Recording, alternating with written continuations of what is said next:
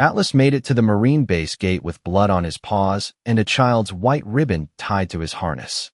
He didn't bark. He didn't beg. He simply collapsed under the red security light as rain hammered the pavement around him. Staff Sergeant Caleb Walker reached him first, sliding to his knees beside the German Shepherd K9. The dog's amber eyes locked onto his like he had crossed miles for this one man alone. "Get the vet," Caleb ordered. Then he saw the waterproof pouch strapped beneath the harness. On it, written in purple marker, were 4 words: "Pray first. Follow him." Inside was a silver cross, a Polaroid of a little girl hugging Atlas, and a note that made every Marine at the gate go silent. "My daddy said Marines don't leave people behind. Atlas knows where he is." Caleb stopped breathing. Minutes later, against the vet's warning, Atlas lifted his shaking head toward the storm-dark road beyond the gate. They followed him 3 miles through flooded back roads until they found a pickup crushed below a broken bridge. A man was alive inside, but the child's seat in the back was empty. Then Atlas raised his head again and stared into the woods. He reached the gate before his heart gave out, and no one on that Marine base would ever forget the sound of his paws scraping across the rain-soaked concrete. It was 4:17 in the morning at Camp Lejeune, North Carolina, the hour when the world feels half awake and half buried, when fog sits low over the wire fences and every floodlight turns the mist into pale silver. The front gate was quiet except for the steady ticking of rain against the guard booth roof, the distant hum of generators, and the soft hiss of tires from a supply truck waiting at the checkpoint.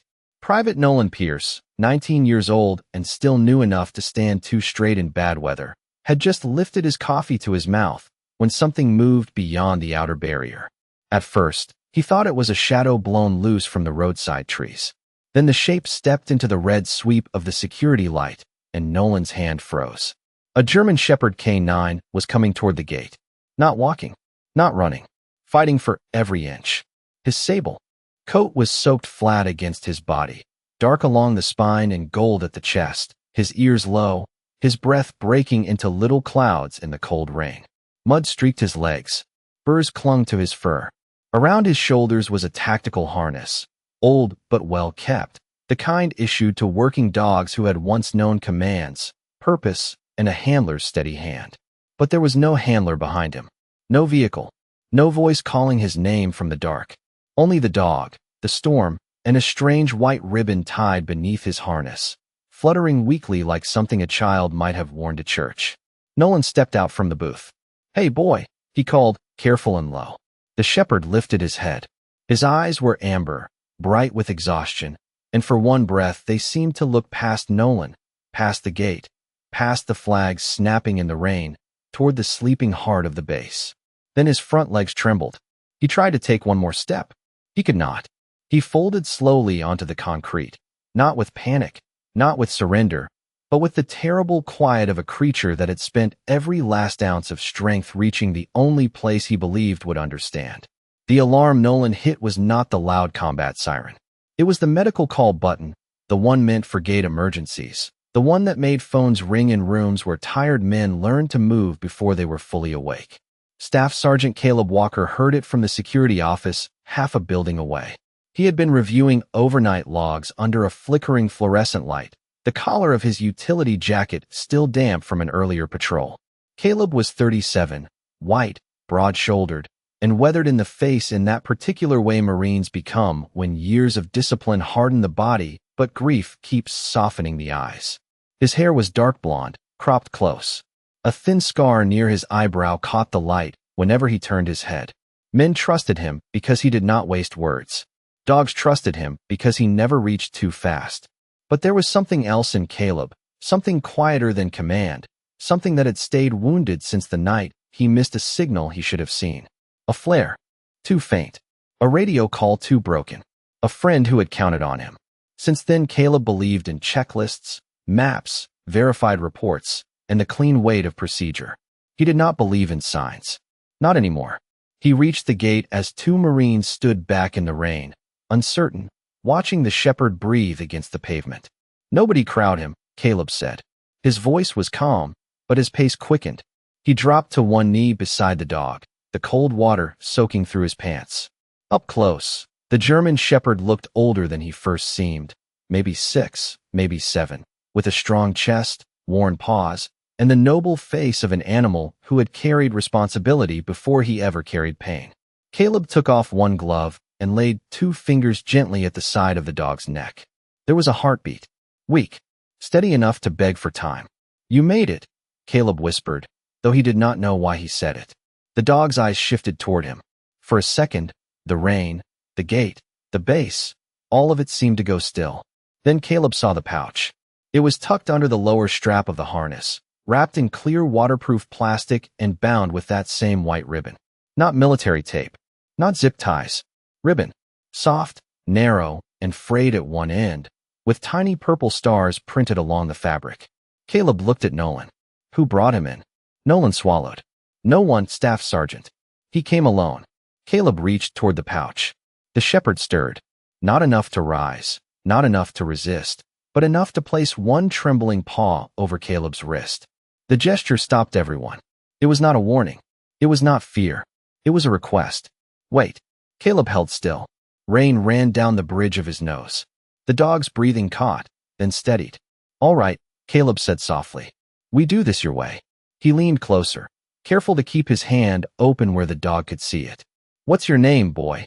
The shepherd blinked. Attached to the upper harness ring, half hidden beneath mud, was a faded leather tag. Caleb wiped it with his thumb.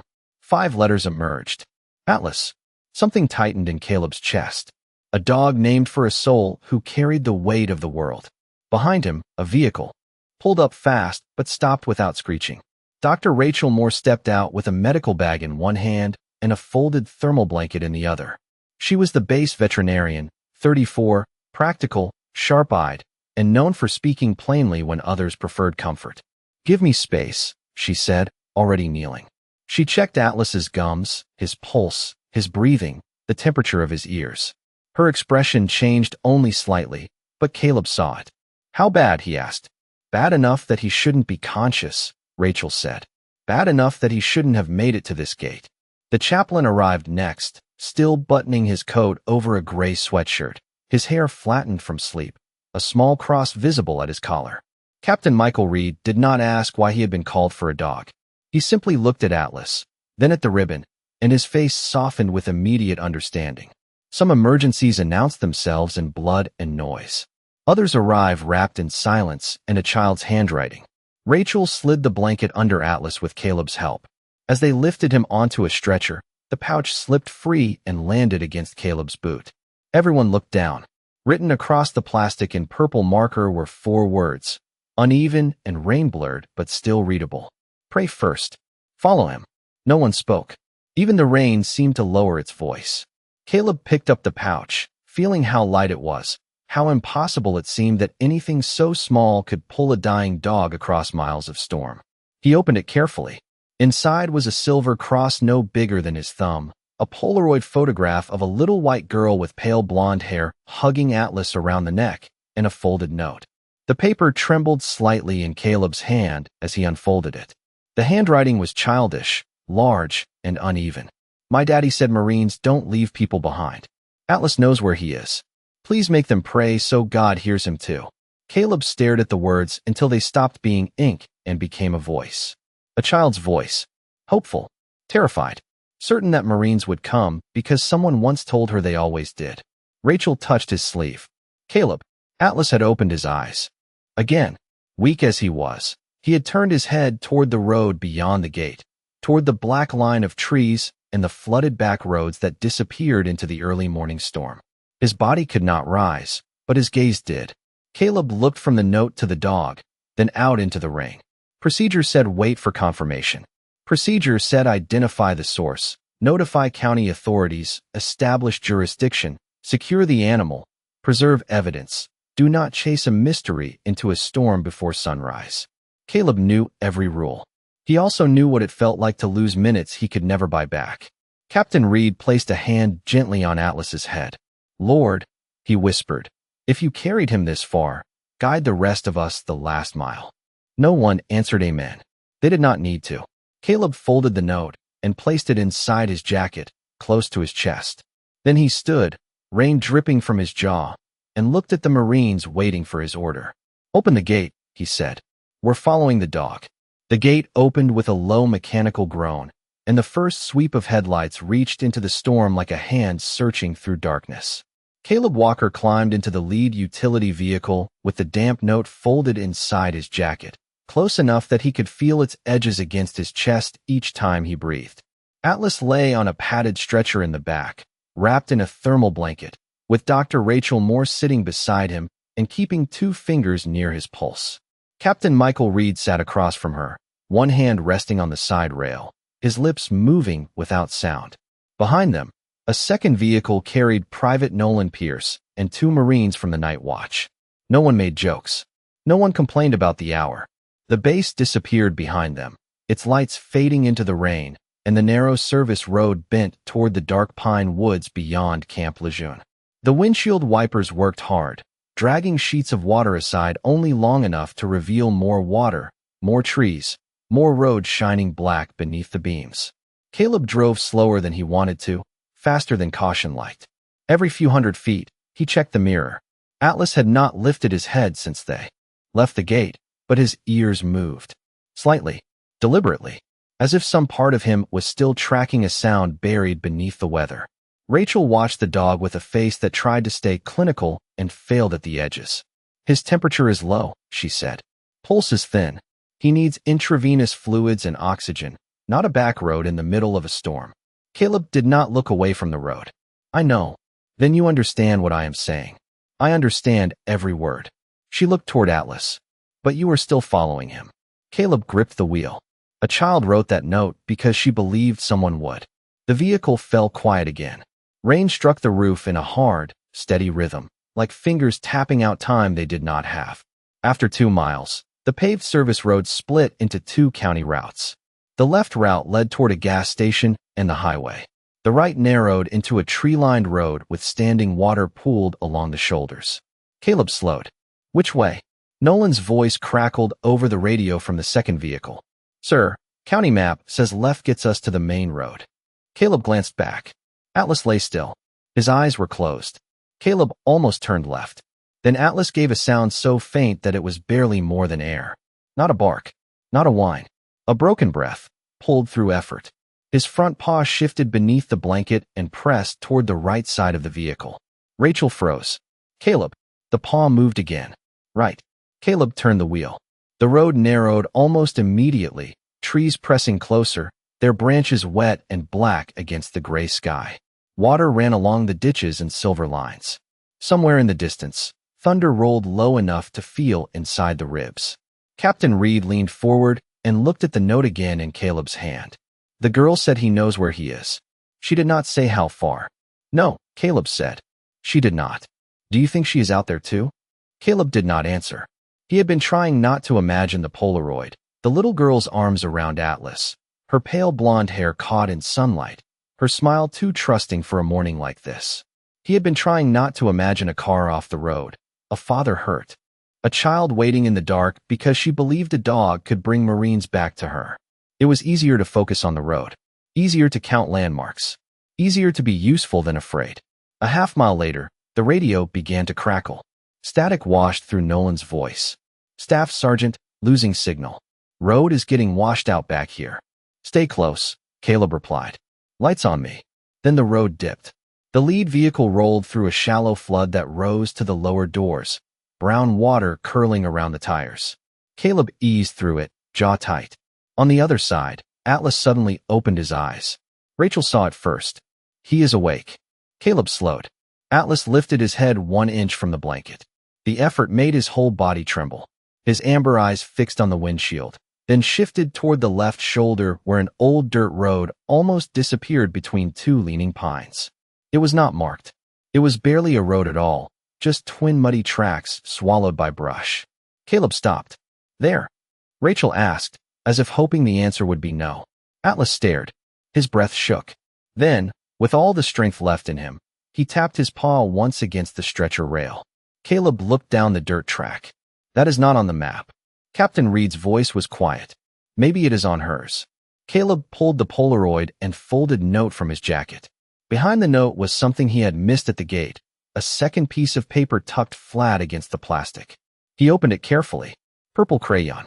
Uneven lines. A child's map. A square house. A little cross that might have been a church. A crooked bridge. A line of blue water. And in one corner, 3 words printed with careful effort. Atlas knows it. Caleb held it under the dome light. The dirt road, the bridge, the woods. The child had drawn more truth than any county map had given them. Rachel whispered, "That cannot be coincidence." Caleb looked back at Atlas. "No, it cannot." They turned onto the track. Mud pulled at the tires. Branches scraped the sides of the vehicle with soft, dragging sounds. The second vehicle followed, its headlights bouncing wildly behind them. Every few minutes, Atlas faded, then stirred again. When they reached a fork or a bend, left at the fallen pine, right where the ditch widened, straight past an abandoned mailbox leaning like a tired old man. He was not navigating like a trained tracker anymore. He was remembering. Caleb could feel it. This road meant something to him. These trees, this storm, this impossible mission placed on his back by a child who had trusted him with the whole world. Then the trees opened suddenly, and the headlights struck a broken wooden sign beside the road. St. Agnes Chapel, 2 miles. Captain Reed inhaled softly. On the child's map, the small cross stood just before the bridge. "We are close," he said. Caleb did not answer. Ahead, beyond the rain, something flashed pale near the roadside. Caleb slowed. It was a strip of white ribbon tied to a branch, soaked and fluttering in the wind. The same ribbon as the one on Atlas's harness. Rachel covered her mouth with one hand. She marked the way. Caleb stepped out into the rain and untied the ribbon with care. For a moment, he held it in his palm like a living thing. Then, from the darkness beyond the trees, came a sound. Metal shifting, water rushing, and somewhere beneath it, so faint it might have been memory, a single human voice calling for help. Caleb raised one hand, and every Marine behind him stopped moving. The rain kept falling, but the world beneath it grew very still. The sound came again, thin and uneven, carried from somewhere beyond the roadside brush where the ground sloped down toward rushing water. It was not loud enough to be certain. It was not strong enough to comfort anyone, but it was there, a human voice, worn down by cold and distance, calling into the dark as if he no longer believed anyone could hear him. Caleb turned toward the vehicles. Flashlights, medical kit, rope line. "Nolan, stay with the second vehicle and keep trying the radio." Private Nolan Pierce nodded fast, pale beneath the glow of the headlights. "Yes, Staff Sergeant." Dr. Rachel Moore pulled her jacket tighter and looked back at Atlas. The German shepherd was trying to lift his head again. His breath came shallow, his eyes fixed on the slope. Rachel leaned close. "No, buddy. You did your part." But Atlas did not look at her. He looked at Caleb. That look had no words in it, yet Caleb understood it more clearly than any order he had ever received. Not finished. Caleb crouched beside the stretcher. "We will find him," he said. "You hear me, Atlas? We will find him." The dog's ears moved, just barely, and his body eased as if that promise had reached some place deeper than pain. Caleb stood and pushed into the brush. Captain Michael Reed followed with a flashlight in one hand and a small emergency blanket under his coat. 2 Marines moved behind them, tying a rope from tree to tree as the ground turned slick and uneven. The smell changed as they descended. Pine gave way to wet clay, engine oil, rainwater, and the sharp mineral scent of a creek running too fast. Caleb's boot slid twice, but he kept moving toward the voice. The trees opened into a narrow wash where floodwater had carved a muddy channel below the road. There, caught at an angle near the broken edge of an old wooden bridge, sat a dark pickup truck with its rear wheels sunk deep in mud and the front end lodged against a stand of young trees. Its hazard lights blinked weakly, orange against the rain, like a heartbeat refusing to stop. "There," Caleb said. He moved faster. "Sir, the ground is soft," one Marine warned. Caleb already knew. Every step gave way a little beneath his weight. He reached the driver's side and shone the light through the rain-streaked glass. A man was inside, conscious but pale, one hand lifted weakly toward the window. He looked to be in his late 30s, white, with sandy hair plastered to his forehead and a face drawn tight with exhaustion. Caleb pulled the door carefully. It resisted, then gave with a groan. "United States Marines," Caleb said, lowering his voice. "You are not alone." The man blinked. as if the words took a moment to become real. Atlas, he whispered. Caleb froze. You know the dog? The man tried to nod, then winced and stopped. My daughter's dog. Lily. Where's Lily? Caleb felt the cold move through him in a way the rain had not managed. Captain Reed stepped closer, shining his light across the cab. The passenger seat was cluttered with a child's backpack, a pink water bottle, and a folded yellow raincoat. The back seat was empty. The child's safety seat was unbuckled. Caleb looked at the muddy ground beyond the truck. Small tracks. Not deep. Not straight. A child's shoes had gone toward the trees. What happened? Caleb asked gently. The road washed out, the man said, his voice shaking. I am Daniel Harper. We were trying to get to the base. Lily was having trouble breathing. I thought the clinic there could help faster than the county hospital. The bridge was flooded. The truck slid. I told her to stay with Atlas. I told her to climb out if water came in. He swallowed hard. She was scared. She tied the note to him. She said Marines would believe Atlas. Caleb looked toward the dark woods where the tiny tracks vanished under pine needles and rain. How long ago did she leave? Daniel's eyes filled with a terror so quiet it was worse than shouting. I do not know. I kept calling. Then I heard Atlas leave. I thought he went with her. Please. She has a heart condition. She gets cold too fast. Please find my little girl. For 1 second, Caleb saw another night years before. Another signal. Another voice. Another moment when time became a door that could either open or close forever. He pushed the memory down, but not away. This time, he would see the sign. This time, he would move. Rachel arrived at the truck, breathless from the climb, carrying her medical bag. Her eyes went from Daniel to the empty child's seat, then to Caleb. No one needed to explain. We stabilize him and call evacuation, she said. But she cannot wait for radio. Captain Reed looked back up the slope. Through the rain, the vehicles were just faint lights between the trees. On the stretcher, Atlas began to stir. At first it was only a movement under the blanket. Then one paw pushed out. Then another. Rachel turned sharply. No, absolutely not. Atlas tried to rise and nearly fell from the stretcher. Nolan grabbed the side rail just in time, his young face breaking with panic. Doctor, he is trying to get up. Rachel ran back to him, but Atlas was no longer looking toward Daniel. He was staring past everyone, toward a narrow footpath behind the broken bridge, where a second strip of white ribbon trembled from a low branch. Caleb saw it. The ribbon had been tied at a child's height. Purple stars, soaked, but still bright against the bark. Daniel saw Caleb's face change. She leaves those when we hike, he whispered, so she can find her way back. Caleb stepped toward the path. The flashlight beam caught one small footprint in the mud, then another, fading into the trees. Captain Reed murmured something under his breath. Not quite a prayer, not quite disbelief. Rachel knelt beside Atlas, tears mixing with rain though her voice stayed firm. If he moves, his body may not forgive him. Caleb looked at the dog. Atlas was trembling from nose to tail, but his eyes had sharpened. Not healed, not safe, just chosen. Again, Caleb removed the white ribbon from his own pocket and held it where Atlas could see. The dog's breathing changed. He recognized it. He knew exactly where the child had gone. Caleb turned to the Marines. Get Daniel ready for transport. Rachel, stay with him until evacuation reaches us. Rachel stared at Caleb. You cannot take that dog into the woods. Caleb's voice lowered. I am not taking him. Atlas slowly pushed himself upright, leaning against Nolan's arm, every inch of him shaking. Caleb swallowed the ache in his throat. He is taking me. Atlas did not walk into the woods like a dog with strength left. He moved like a promise refusing to break.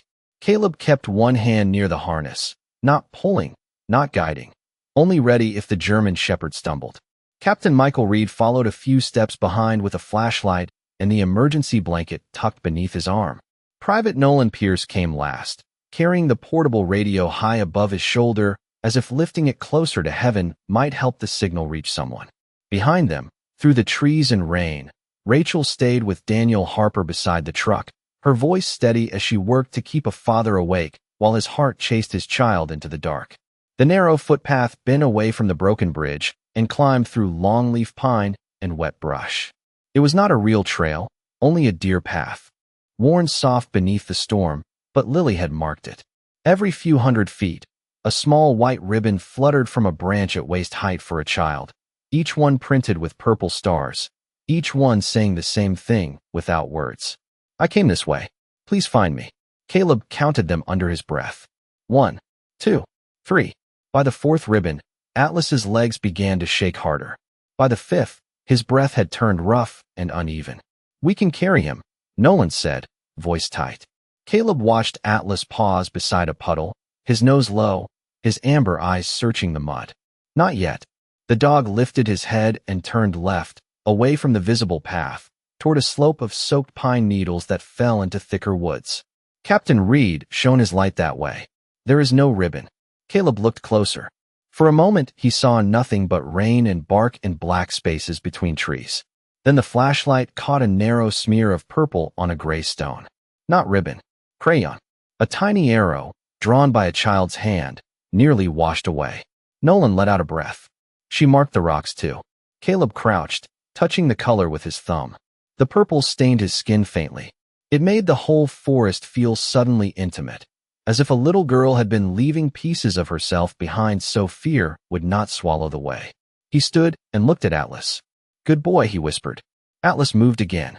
The woods grew colder as they descended into a hollow. Rainwater ran in little streams over the ground, gathering around roots and slipping beneath fallen leaves.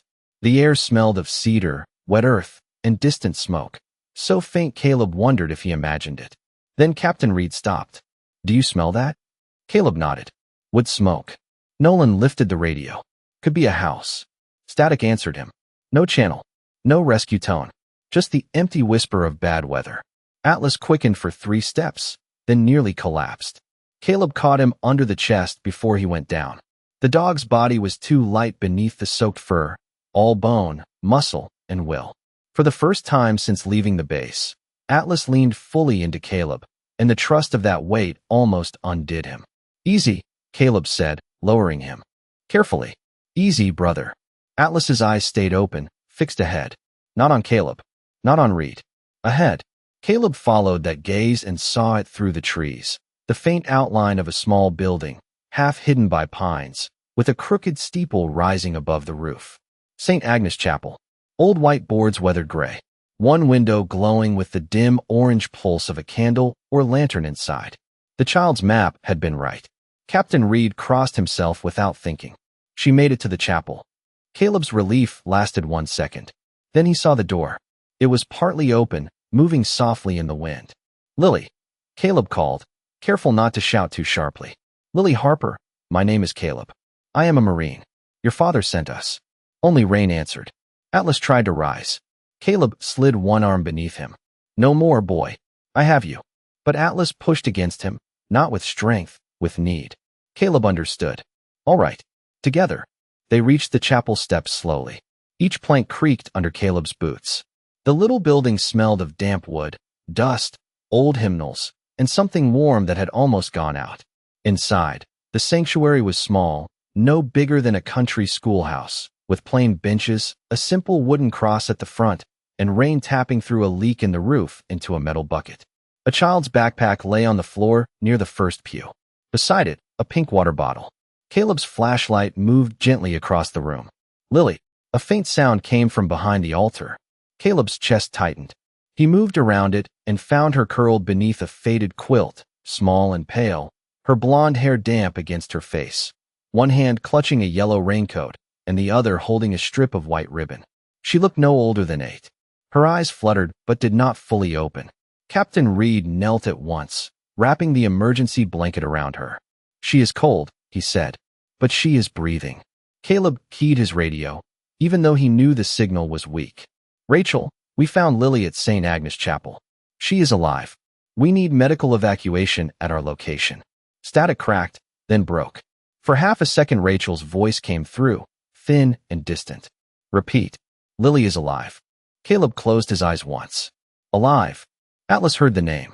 He pulled himself from Caleb's arms before anyone could stop him and crawled the last few feet across the old wooden floor. His paws slid. His breath trembled. But he reached her. The moment his nose touched Lily's hand, the girl stirred. Her fingers opened, slow as dawn, and rested on his wet fur. Atlas, she whispered. It was barely sound, but the dog heard it. His ears lifted, and for one quiet second, the storm outside seemed to hold its breath. Caleb looked at the child, the dog, and the little silver cross now hanging from his own wet hand. The mystery had not ended here. It had only become heavier. Because tucked beneath Lily's backpack was another note, sealed in plastic, with Caleb Walker's name written across it in purple marker. Caleb did not touch the second note at first. He stared at his own name written in purple marker and felt the room tilt around him, not because the old chapel moved, but because something inside him did. The handwriting was the same as the message tied to Atlas, uneven and careful, the letters shaped by a child who had pressed hard enough to make every word matter. Captain Michael Reed noticed Caleb's face and followed his gaze to the plastic sleeve beneath the backpack. His voice lowered. Caleb. Across the floor, Lily Harper lay wrapped in the emergency blanket, her small fingers tangled gently in the wet fur along Atlas's neck. The German shepherd had stretched himself beside her, as if his body could still make a wall between the child and the cold.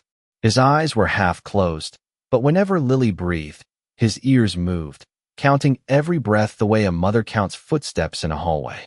Nolan knelt near the chapel door, trying the radio again and again. Static answered, then vanished. Outside, rain struck the roof in soft waves, and the broken bell above the entrance shifted with the wind, giving off one hollow note every few minutes.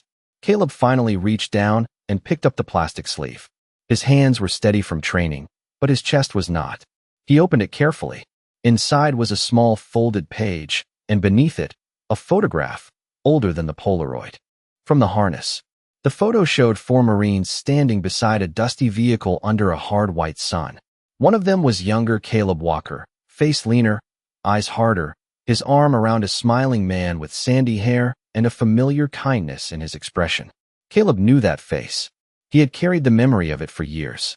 Corporal James Avery, the friend whose signal Caleb had missed. The man whose last call had become a wound that never fully closed. Caleb sat back on his heels. The chapel seemed quieter than before. Reed saw the photograph and understood enough not to ask too fast. Caleb unfolded the note. The words were simple. Dear Sergeant Walker, my daddy said you once saved a Marine named James Avery, even when you thought you failed him. He said James lived long enough to send one message home because you did not stop looking. My daddy said if anything bad ever happened, I should trust Marines, and if Atlas could reach the gate, I should ask for you. Please do not let Atlas think he failed me. Caleb could not read the last line at first. The ink blurred, though the rain had not touched it. He had spent 7 years believing he had failed James Avery. He had lived with the memory of a broken radio transmission, a flare fading behind smoke, a rescue that arrived too late for the ending he wanted. But here, in a forgotten chapel in the Carolina woods, a child had written the truth her father had been carrying all along. James had not died unheard. Caleb had not failed to look. Some mercy had survived that day, and it had traveled through years, through one father's gratitude, through one little girl's faith, all the way to this floor where a dying dog kept watch over her. Caleb bowed his head. He did not speak. He did not trust his voice. Lily stirred. Her eyes opened just a little, blue and unfocused under damp lashes. Mr. Caleb? The sound of his name from her mouth went through him like light through a cracked window. Caleb moved closer, careful and slow. I am here, Lily. She blinked toward Atlas. Did he make it? Caleb looked at the shepherd. Atlas was breathing, but every breath seemed borrowed. Yes, Caleb said softly. He made it. Lily's mouth trembled into the smallest smile. He is brave. He is. Daddy said Marines come when somebody cannot call loud enough. Caleb swallowed hard. Your daddy was right. Captain Reed wrapped the blanket tighter around her shoulders. Lily, we are going to get you warm. Your father is alive. Dr. Moore is with him. Her eyes filled with weak relief. He is not alone? No, Reed said. Not for 1 second. The words seemed to settle her. Then her fingers tightened in Atlas's fur. He was supposed to stay with Daddy, she whispered. But Daddy told him to take the note. I told Atlas to find the gate. I told him God would show him which Marine. Caleb looked down at the note in his hand. Which Marine? He had thought Atlas had chosen him by chance. He had thought the dog's amber eyes at the gate were only desperation. But Atlas had crossed flooded roads, mud, cold, and miles of uncertainty, carrying more than a message. He had carried a piece of Caleb's own healing, wrapped in a child's trust. Nolan's radio suddenly crackled. Rachel's voice cut through, broken but clear enough. Caleb, evacuation is on the way to the bridge. Daniel is stable. I repeat, Daniel is stable. What is Lily's status? Caleb lifted the radio. Conscious. Cold. Breathing. We are inside St. Agnes Chapel. Atlas is with her. There was a pause. Then Rachel's voice softened. How is Atlas? Caleb looked at the dog. Atlas had lowered his head onto Lily's sleeve. His body was still, too still, except for the faint rise and fall beneath the blanket. Holding on, Caleb said. Barely. Rachel's answer came fast. Keep him warm. Do not let him sleep too deeply. Talk to him. Caleb almost smiled through the ache. About what? Static. Then Rachel again. Anything worth staying for. The radio faded. Caleb set it down and moved beside Atlas. He took off his wet jacket and laid it over the dog's back, then placed one hand near his shoulder. The fur was cold. Too cold. Caleb leaned close. Atlas, he said, his voice low, steady, almost the way a handler would speak after a long mission. You found the gate. You found me. You found her. But I need you to listen now. Your mission is not over. Atlas did not move. Lily's face tightened with fear. Captain Reed began to pray quietly, not loud enough to command heaven, only soft enough to remind the room that heaven was welcome there. Nolan stood at the door with his flashlight pointed into the rain, waiting for rescue lights that had not yet come. Caleb bent closer to the German shepherd. You hear me, boy? Lily still needs you. Daniel still needs you. And maybe I do too. At that, Atlas's ear twitched. Once, small as a candle in a storm. Caleb held his breath. Lily whispered, Atlas. The dog's eyes opened halfway.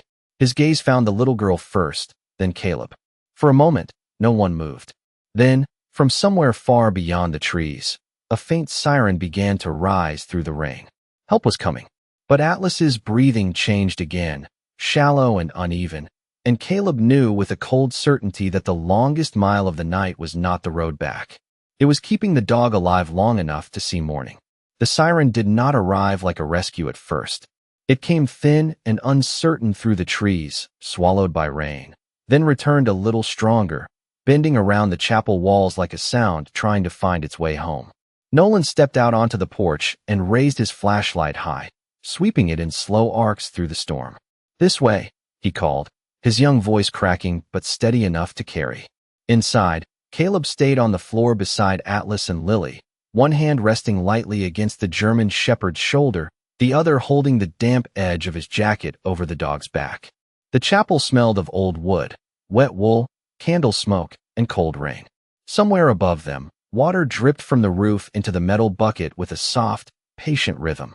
Lily watched Atlas with frightened eyes, trying to be brave in the way children do when they believe grown people need it from them.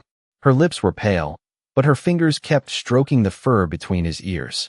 He likes when I sing, she whispered. Caleb looked at her. Then sing to him. I do not know if I can.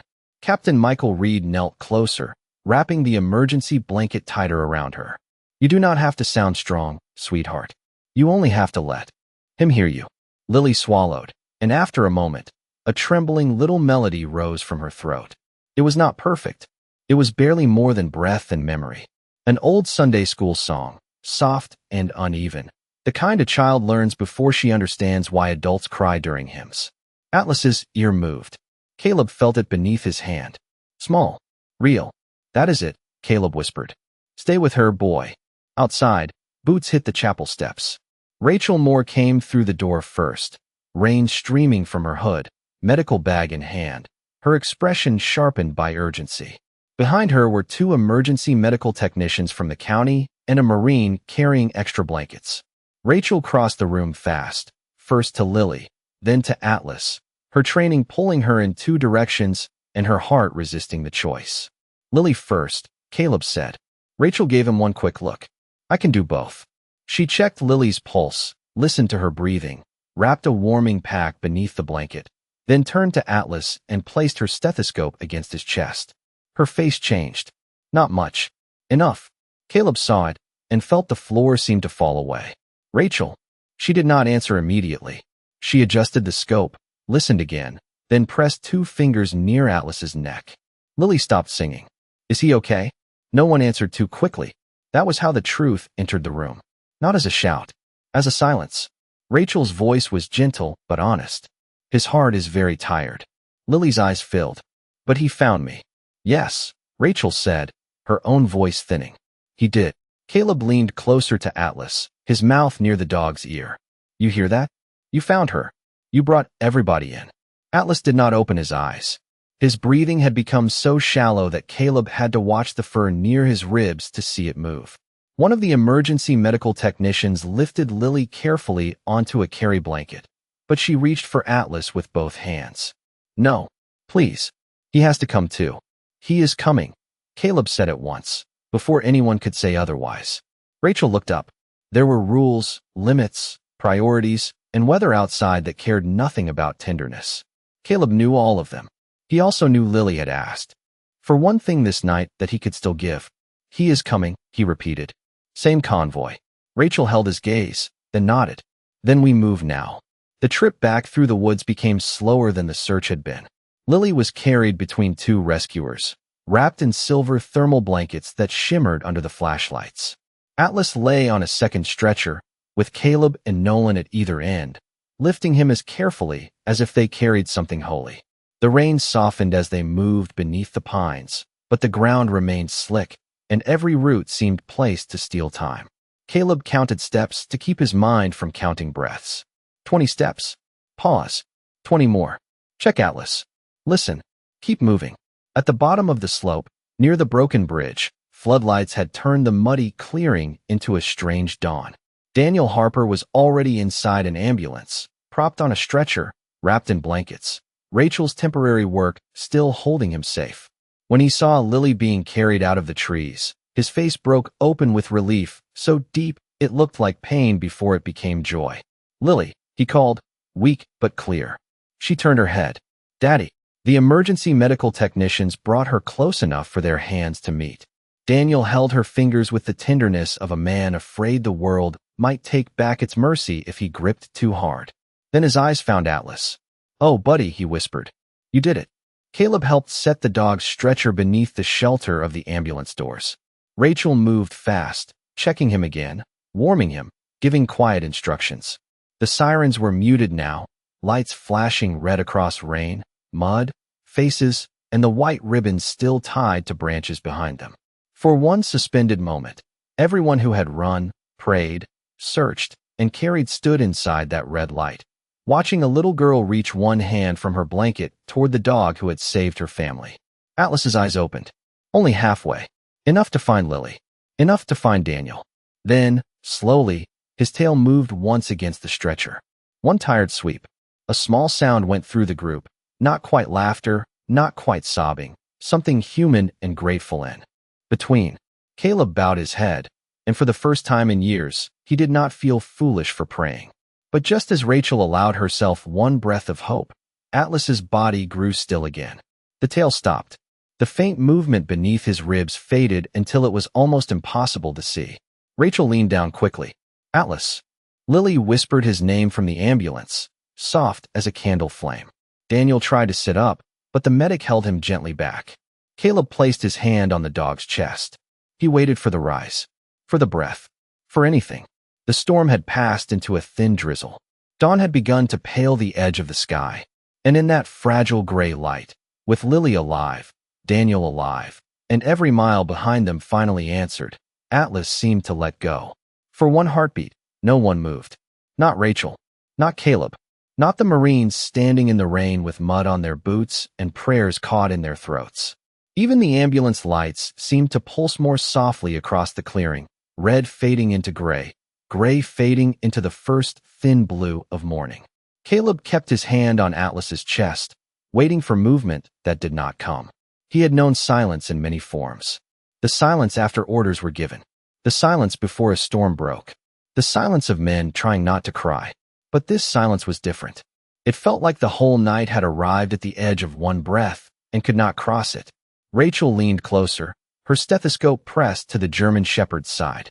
Her face hardened with effort, the way doctors sometimes protect themselves when hope becomes too dangerous. Come on, she whispered. Come on, Atlas. Lily heard the change in her voice. From inside the ambulance, wrapped in blankets beside her father, she struggled to sit higher.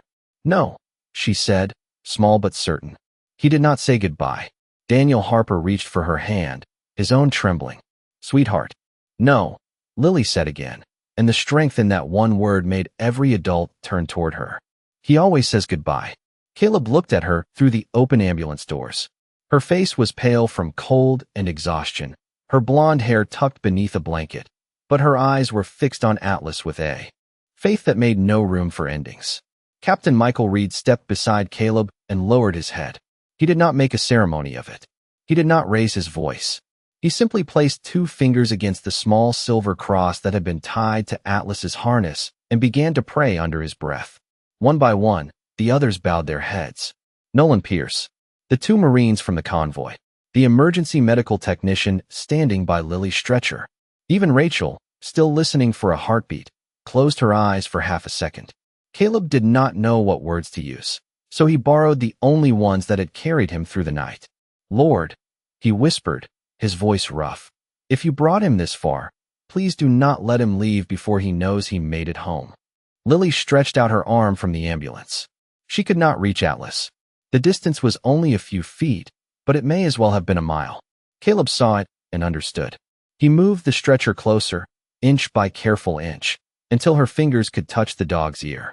She placed her hand there the way she must have done 1,000 times before, gentle, familiar, full of all the ordinary mornings they had almost lost. "Atlas," she whispered, "Daddy is here. I am here. You can hear me, right?" Nothing. Rain tapped on the ambulance roof. A drop slid from Caleb's chin and fell onto the edge of the stretcher. Lily took a tiny breath and began to sing again. The same little hymn from the chapel, weaker now, but clearer somehow, because everyone else had gone so quiet around it. Her voice shook on the first line, then steadied. Daniel joined her, barely audible, his voice cracked with relief and fear. Captain Reed joined next, not loudly, only enough to hold the melody when Lily's breath ran thin.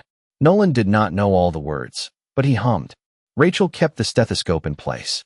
Caleb stood with one hand on the stretcher rail, listening to a child sing a dog back toward morning. Then Atlas moved. It was so small Rachel almost missed it. One paw twitched beneath the blanket. Her eyes opened. "Wait." Caleb froze. "What?" Rachel shifted the stethoscope. Her hand pressed gently at Atlas's neck. 5 endless seconds passed.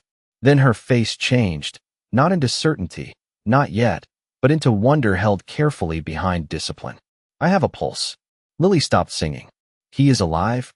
Rachel did not smile yet. Her voice stayed professional, but tears had gathered along her lashes. "He is alive." The clearing released the breath it had been holding. Nolan turned away fast, wiping at his face with the back of his sleeve. Daniel covered his eyes. Captain Reed looked up at the brightening sky like he had just heard an answer no one else could hear. Caleb leaned down until his forehead nearly touched Atlas's. "Good boy," he whispered. "That is my good boy." Atlas's eyes opened a sliver. Not enough to focus on the whole world. Just enough to find Lily's hand. His tail did not move this time. He had no strength for that. But his tongue slipped out and touched her fingers once, a tired little gesture, ordinary and holy at the same time. Lily laughed and cried in the same breath. "See," she whispered. "He said goodbye." Rachel's voice sharpened with purpose. "We need to move now. He is not safe yet." The spell broke, but not the mercy. People moved quickly, carefully, with the quiet urgency of those who had been handed something fragile for the second time. Atlas was loaded into the back of the second ambulance, with Rachel climbing in beside him before anyone could ask. Lily and Daniel were secured in the first. Caleb stood between the 2 vehicles as the doors closed, rain easing into mist around him. Rachel looked out from the rear doors before they shut. "Caleb, you are riding with him." It was not a question. Caleb climbed in. Inside, the ambulance smelled of antiseptic, wet canvas, and warm air from the vents. Atlas lay on blankets with oxygen near his muzzle, his side rising faintly beneath Rachel's hand. Caleb sat close enough that the dog could smell him if he woke. As the ambulance began moving back toward the main road, morning spread slowly over the trees. The broken bridge, the ribbons, the chapel, the flooded woods all fell behind them. But Caleb knew none of it was truly behind him. The note with his name was still in his pocket.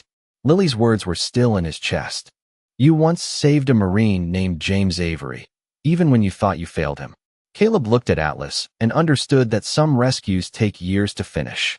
Some prayers travel through children, through fathers, through dogs with tired hearts and muddy paws.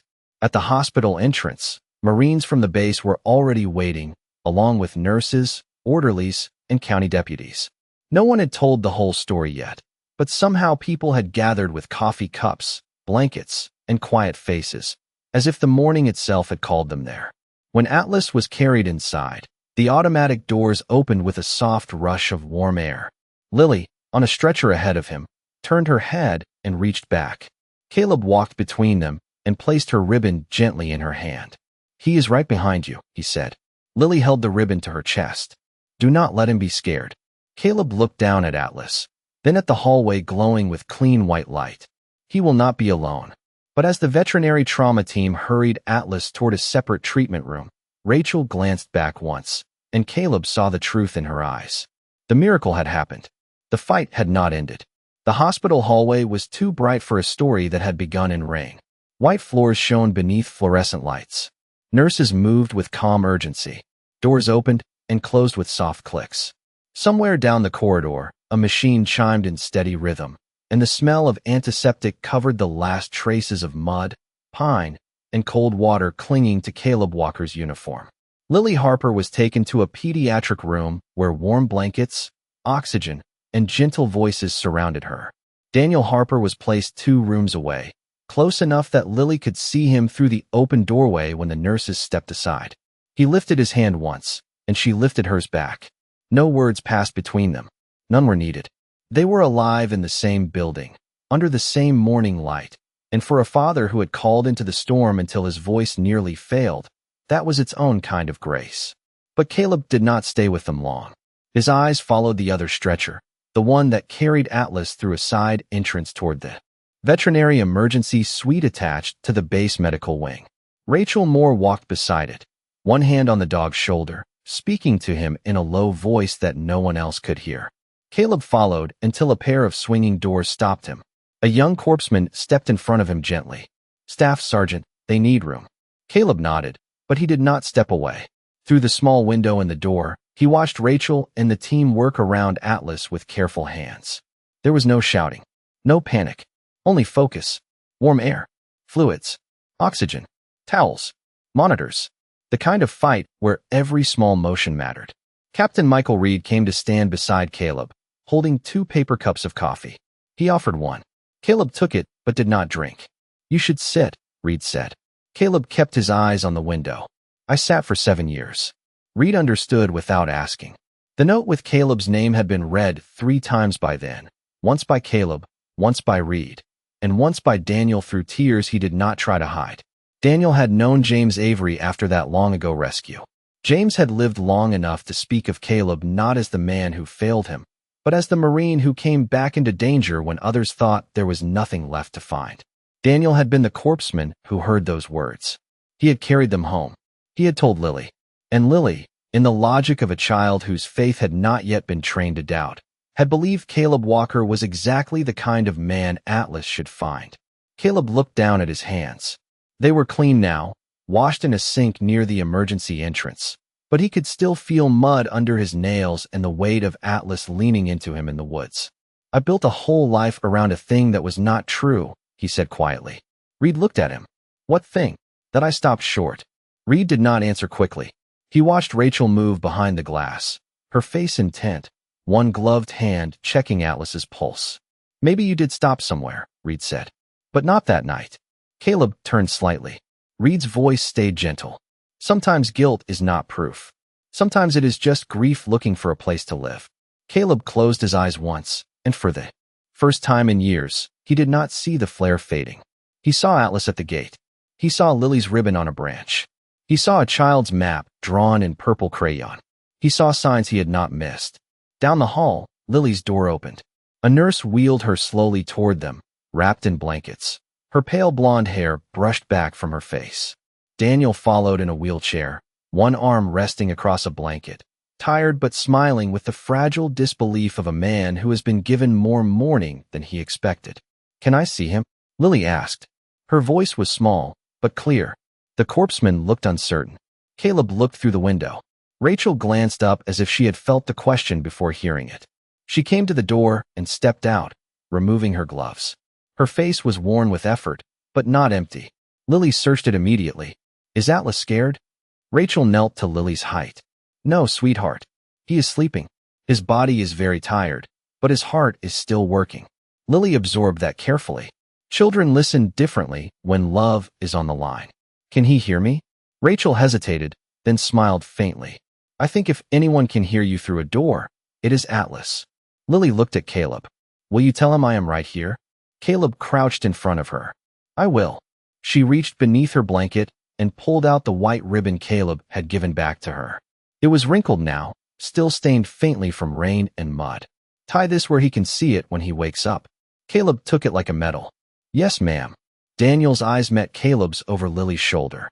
There was gratitude there, but also recognition, man to man, survivor to survivor. "James wanted you to know," Daniel said softly. "He said you came through smoke and noise and would not quit. I tried to find you after. I never knew how." Caleb swallowed. "You found me." Daniel looked toward Lily. She did. Caleb stepped into the veterinary room with Rachel's permission. The warmth hit him first, then the quiet hum of machines. Atlas lay on a padded table under blankets, oxygen resting near his muzzle, one foreleg wrapped carefully where fluids ran through a line. His fur had been cleaned enough to reveal the handsome sable pattern beneath the mud. Without the storm on him, he looked smaller somehow, less like a legend and more like a tired dog who had done too much for love. Caleb tied the white ribbon gently to the side rail where Atlas's half-open eyes would find it if he woke. Then he leaned close. "Lily is here," he whispered. "Daniel is here. You got them both back." Atlas did not move. Caleb waited anyway. Outside the room, Lily pressed her palm against the glass. Daniel placed his hand above hers. Reed bowed his head. Rachel checked the monitor, then looked at Caleb with a strange softness. A tiny sound came from Atlas. Not a bark, not a whine, just a breath with shape to it. Caleb froze. The dog's paw shifted beneath the blanket, barely enough to wrinkle the fabric. Then his eyes opened to a narrow amber slit, found the ribbon, and held there. Caleb smiled through tears he no longer had the strength to hide. "That is right," he whispered. "She left you another sign." Atlas's eyes closed again, but the line on the monitor stayed steady. Rachel exhaled slowly, as if she had been holding her breath since the gate. "That is good," she said. "That is very good." By noon, the storm had passed completely. Sunlight touched the hospital windows and turned every remaining drop of rain along the glass into gold. Caleb stood outside Lily's room while she slept, her hand still curled around the silver cross from Atlas's harness. Daniel slept too, finally, after asking 3 times whether the dog was still alive. Across the hall, Atlas rested under clean blankets, the white ribbon tied beside him, rising and falling with each careful breath. For the first time, Caleb let himself sit. Not because the fight was over, because everyone he had followed into the storm was still here. And sometimes, that is how hope begins again. Not loudly, not all at once, just one breath, then another, while a tired Marine keeps watch beside a dog who brought the morning back.